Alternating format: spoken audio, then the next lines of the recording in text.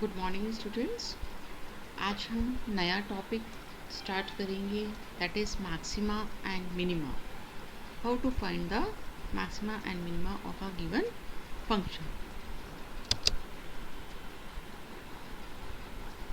In our daily life, we came across many problems which are related to maxima and minima, like if the profit from a grove of orange trees is given by px equal to ax square plus bx square, where a and b are constants and x is the number of orange trees per acre. How many trees per acre will maximize the profit? मतलब कोई given field area है आपको और profit function given है, वहाँ पे orange trees लगी हैं और उन ऑरेंजेस के सेल से जो प्रॉफिट हमें मिल रहा है, that function is given here. We have to find how many trees should be planted in that particular area so that you get the maximum profit. So these type of problems occur in front of the farmers. Second problem is like this: a ball thrown into the air from a building 6 meter high. It travels along a given path. एक building से जो 6 metre की height पर है, एक ball ऊपर फेंकी गई और वो बॉल जिस पाथ को फॉलो कर रही है उस पाथ का फंक्शन हमें गिवन है. In this, x is the horizontal distance from the building and hx is the height of the ball. What is the maximum height the ball will reach? और अगर हमें ये पता लगाना है कि वो मैक्सिमम हाइट क्या है जहाँ तक बॉल पहुँचेगी. थर्ड तरह का जो प्रॉब्लम है जो हमारे डिफेंस में यूज़ होता है, an apex helicopter of enemy is flying along the path given by the curve apex equal to x square plus 7. एक पैराबोला है. Now a soldier is placed at the point 1 2. यहाँ पर एक soldier है 1 2 point पर, position पर, and he wants to shoot the helicopter when it is nearest to him. और वो चाहता है कि जब हेलीकॉप्टर उसके सबसे पास हो तब वो उसको शूट करे. तो इसमें क्या है, आपको नियरेस्ट डिस्टेंस फाइंड आउट करना, मतलब मिनिमम डिस्टेंस. तो इस तरह की प्रॉब्लम में भी हम मैक्सिमम मिनिमा का यूज़ करते हैं. ऐसी बहुत सारी डेली लाइफ से रिलेटेड प्रॉब्लम्स हैं, इंडस्ट्री से रिलेटेड प्रॉब्लम्स होती हैं और भी बहुत सारी एग्रीकल्चर से रिलेटेड प्रॉब्लम होती है जहाँ हमें इस तरह के मैक्सिमम मिनिमा का यूज़ करना पड़ता है.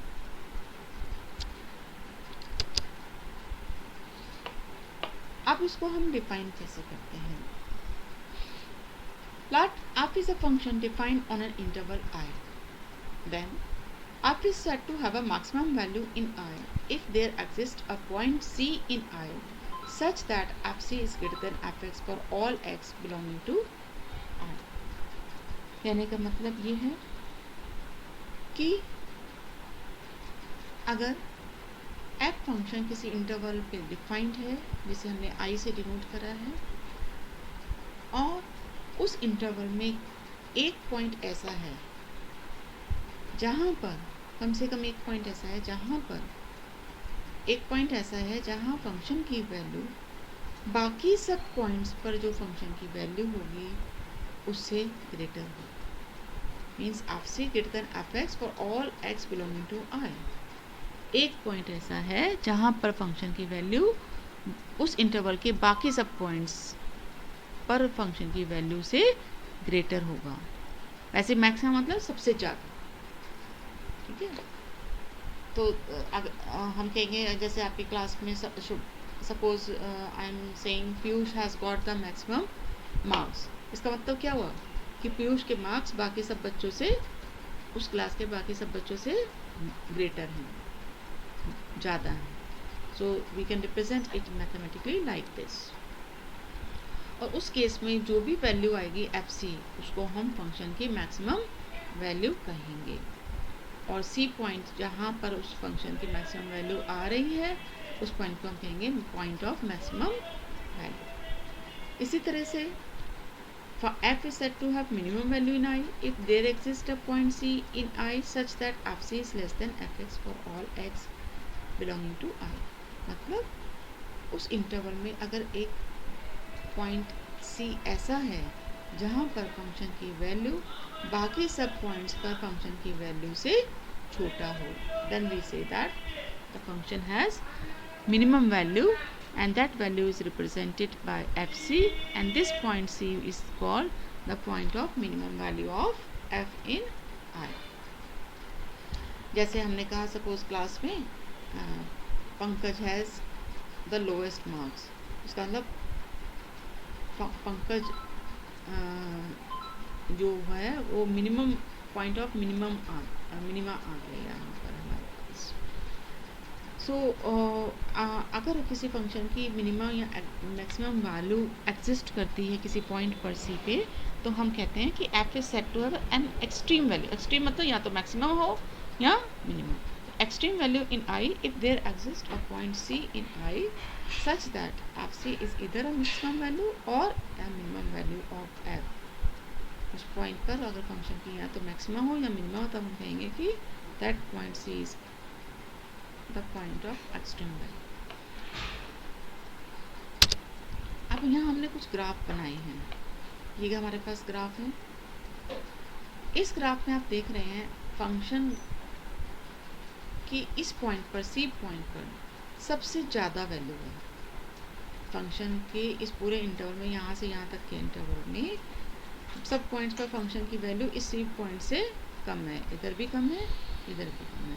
तो इस पॉइंट को हम कह सकते हैं कि मैक्सिमा का पॉइंट है ये सी, और ये जो एफ सी कहलाएगा उस केस में जो एफ सी की वैल्यू आएगी यहाँ say that is called the maximum value of the function. इसी तरह से हम इस ग्राफ में देखें, इस ग्राफ में भी इस पॉइंट पर फंक्शन की वैल्यू बाकी सब पॉइंट से पर जो फंक्शन की वैल्यू है उससे कम है। So this is called the function has minimum value at सी।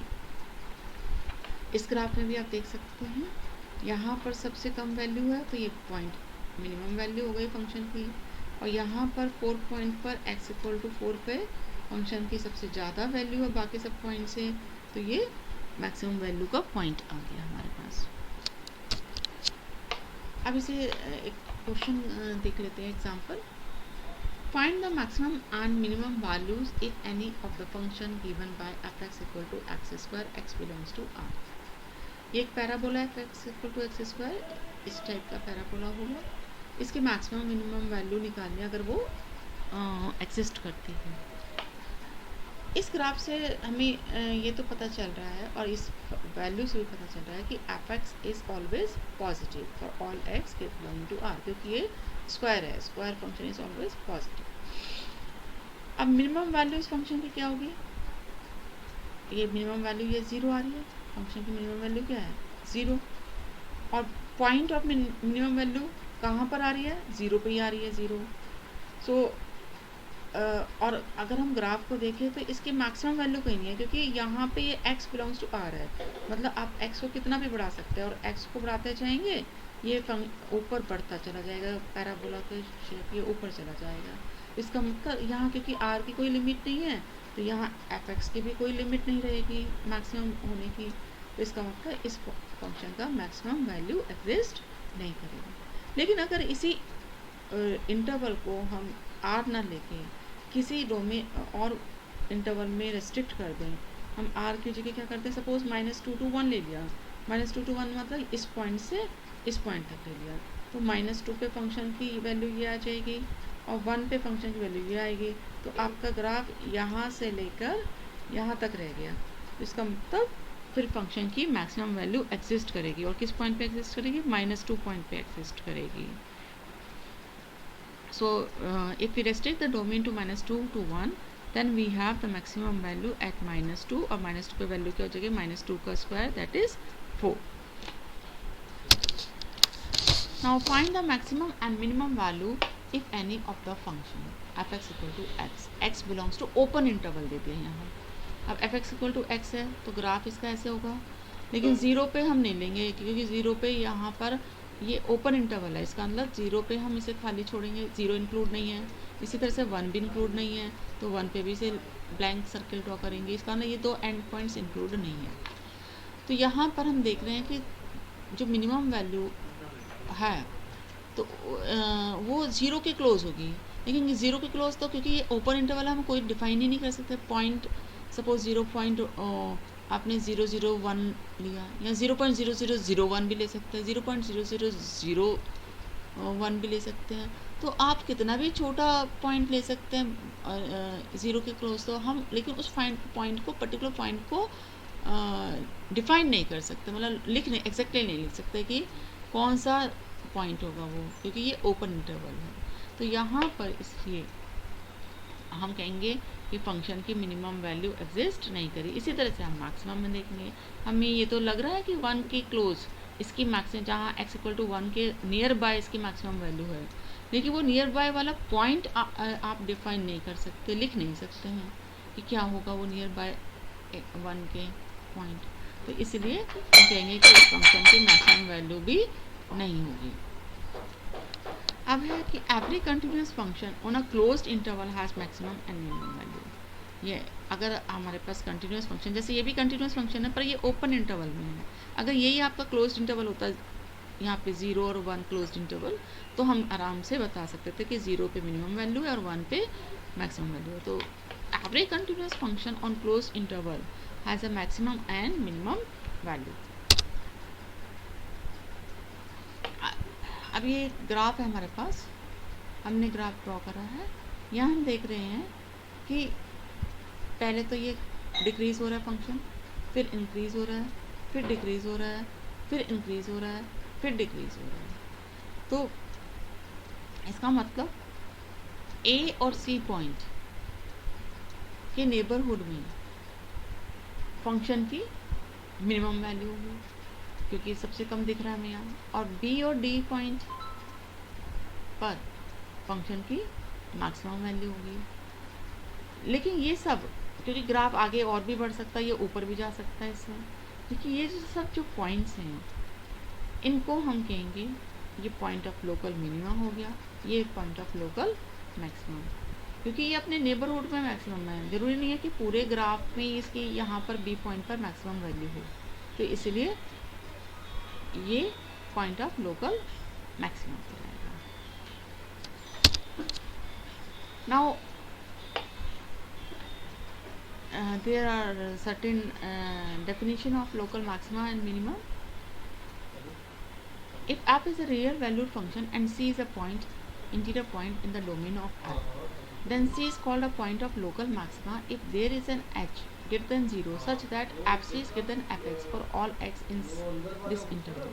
मतलब कहने का यही है कि अगर c पॉइंट पे हम कह रहे हैं कि c पॉइंट पे फंक्शन की मैक्सिमम वैल्यू है तो उसके नेबरहुड, c माने c प्लस h क्या हो गया, c के नेबरहुड, तो उस नेबरहुड में उस पर्टिकुलर पॉइंट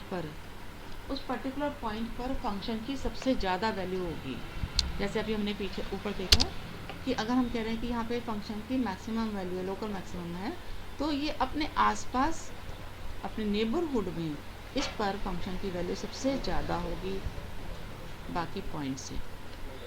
इसी तरह से हम मिनिमा को डिफाइन करेंगे कि if fc is less than fx for all x in the neighborhood of c, then c point is called the point of local minimum. अब हमने एक ग्राफ लिया है जहाँ पर हम दिखा रहे हैं ये पॉइंट हमारा पॉइंट ऑफ लोकल मैक्सिमा है। तो आप देख रहे हैं इसके लेफ्ट हैंड साइड में फंक्शन बढ़ रहा है, और फंक्शन बढ़ रहा है इसका मतलब उसका डेरिवेटिव पॉजिटिव हुआ, इंक्रीजिंग फंक्शन है, तो एफ डैश एक्स क्या होगा, ग्रेटर देन 0। यहाँ फंक्शन डिक्रीज़ हो रहा है, जैसे जैसे एक्स बढ़ा रहे हैं फंक्शन की वैल्यू घट रही है, डिक्रीजिंग फंक्शन है, और डिक्रीजिंग फंक्शन के केस में F dash x less than 0 होता है। अभी हमने डिस्कस किया था पिछली एक्सरसाइज में। तो यहाँ इंक्रीज हो रहा है, यहाँ डिक्रीज हो रहा है, मतलब यहाँ पॉजिटिव है या नेगेटिव। तो पॉजिटिव से नेगेटिव जाने के लिए आपको ज़ीरो तो क्रॉस करना पड़ेगा। इसका मतलब एक पॉइंट यहाँ पर ऐसा होगा जहाँ पर f dash c equal to zero होगा। इसी तरह से यहाँ देखिए आप, ये हमने पॉइंट ऑफ मिनिमा लिया है, लोकल मिनिमा। तो यहाँ पर पहले फंक्शन डिक्रीज हो रहा है, डिक्रीज का मतलब F dash x less than zero. फिर फंक्शन इंक्रीज हो रहा है, it means F dash x is positive greater than zero. तो इसका मतलब नेगेटिव से पॉजिटिव जाने के लिए भी एक पॉइंट ज़ीरो से क्रॉस करना पड़ता है।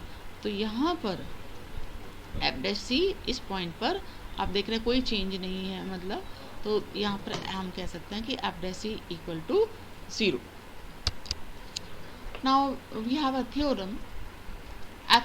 Let f is a function defined on an open interval R. C is any point in this interval.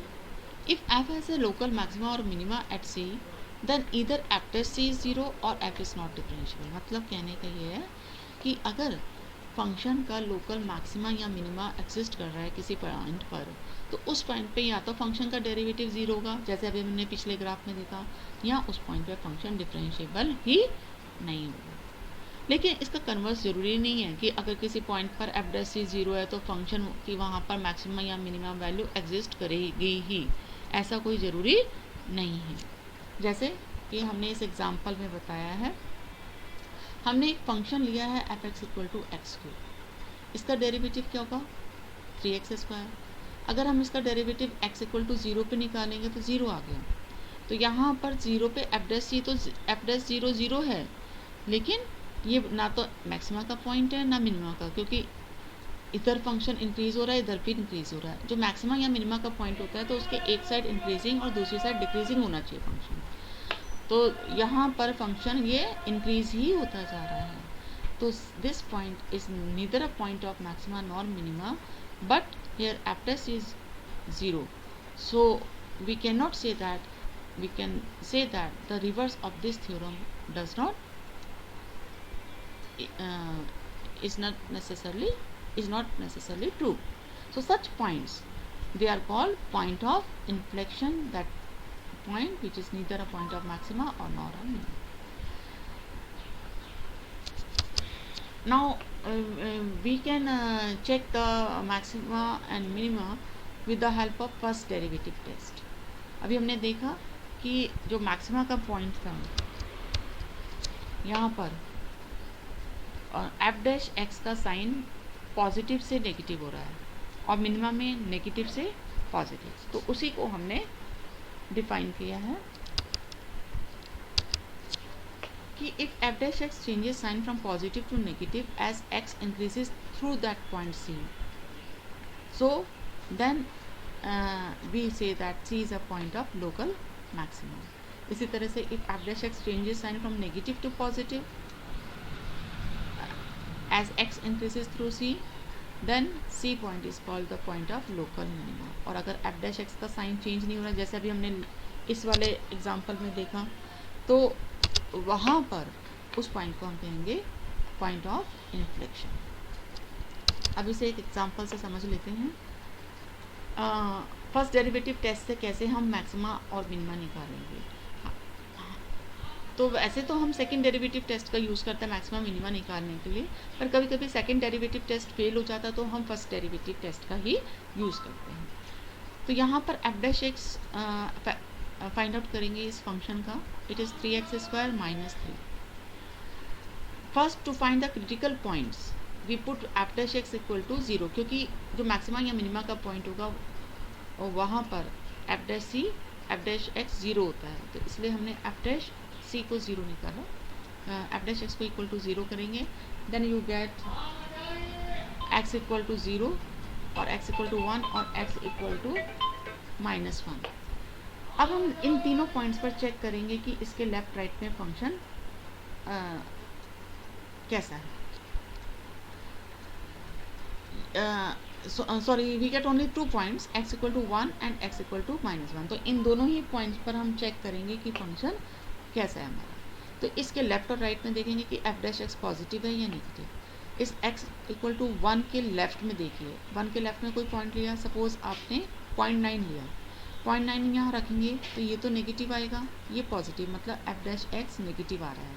तो लेफ्ट में 1 के लेफ्ट में एफ डैश एक्स नेगेटिव है, और 1 के राइट में सपोज आपने 1.1 लिया तो ये पॉजिटिव, ये भी पॉजिटिव, तो इसका मतलब एफ डैश एक्स भी पॉजिटिव हो गया एज अ होल। सो ये पॉजिटिव, तो लेफ्ट में नेगेटिव, राइट में पॉजिटिव। तो इस ग्राफ से देखिए, जब लेफ्ट में नेगेटिव होता है किसी पॉइंट के और राइट में एफ डैश एक्स पॉजिटिव होता है तो वो पॉइंट क्या होता है, point of minima. So we can write that this 1 is a point of local minima. और मिनिमम वैल्यू अभी पूछता है वो फंक्शन की मिनिमम वैल्यू क्या होगी, तो इस 1 को आपने फंक्शन में सब्सटीट्यूट करना है। So it is 1 cube minus 3 plus 3 से कैलकुलेट हो जाएगा, माइनस 3 कैंसिल हो गया और मिनिमम वैल्यू क्या आ गई, 1। इसी तरह से हम -1 पे चेक करेंगे। -1 के लेफ्ट में कोई पॉइंट लीजिए, पॉइंट -1 के लेफ्ट में होगा -1.1, तो ये नेगेटिव आ जाएगा, ये भी नेगेटिव, तो ये पॉजिटिव हो गया एज अ होल। और राइट में -0.9 लेंगे तो ये पॉजिटिव, ये नेगेटिव, तो एफ डैश एक्स पॉजिटिव हुआ हमारे पास। तो यहाँ पर सॉरी, राइट में आपने सपोज -0.9 लिया तो ये नेगेटिव आया, ये पॉजिटिव आया, तो एज अ होल नेगेटिव हुआ ये। तो यहाँ पर राइट में नेगेटिव, लेफ्ट में पॉजिटिव, तो इस ग्राफ को देखिए, लेफ्ट में पॉजिटिव पॉइंट के और राइट में नेगेटिव, तो इसका मतलब वो पॉइंट क्या होता है हमारा, पॉइंट ऑफ मैक्सिमा होता है। So we can say that x equal to -1 is a point of local maximum. और इसी तरह से गिवन फंक्शन में -1 सब्स्टिट्यूट करके हम मैक्सिमम वैल्यू फाइंड आउट करेंगे। That's all for today, thank you.